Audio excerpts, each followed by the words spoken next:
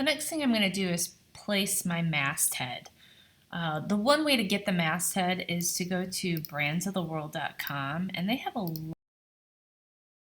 lid in front or behind the model's head. And it really kind of depends on the model and how you have the model placed and how large you have the model's head. It's in here somewhere. There it is. I'm going to go ahead and place this in here. And look and see, sometimes the masthead goes off the edge, sometimes it goes to the margin. When I look at 17 magazine, I notice that the T goes off to the top of the edge, and then the S is on the margin, and the N is on the margin. And I don't like how that looks. It's covering too much of her face. It's kind of going into her eye.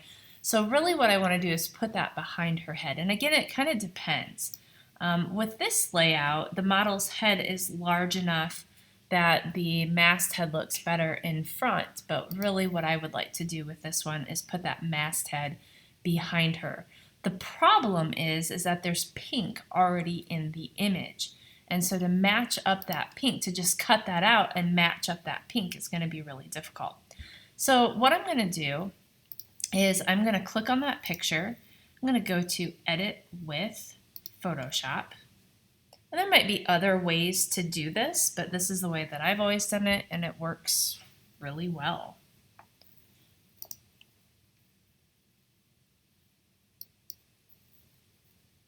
So here's my image here. I'm going to take my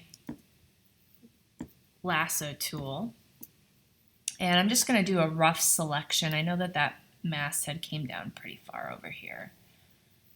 I'm just doing a selection here, and then it's going to do kind of a rough selection around her head. And then make sure I end my selection. And I'm going to go up here to select and mask. And what I'm trying to do now is, people have flyaways on their hair. I don't know how well you guys can see this, but there's little flyaways on her hair. And we want to make sure that we get those so that this looks natural. So I'm going to take that Refine Edge tool, or brush, and I'm just going to make it a little bit smaller. I'm going to come here around the edge of her hair, trying to get some of those flyaways to come back into the image. It doesn't have to be perfect. Some of them will still show up in how we're going to do this. And then I'm going to hit OK. And it's refined that edge. And then I'm going to mask this. So I actually have to go to Select Inverse, and then I'm going to mask that area. I'm going to do a Save As. So we still see a little bit of those flyaways. The edge looks kind of fuzzy. It doesn't have this really hard edge on it. So then I'm going to go to File. I'm going to do a Save As, because if I hit Save, it's going to save over the other one. So I'm going to save this, just change the file name a little bit.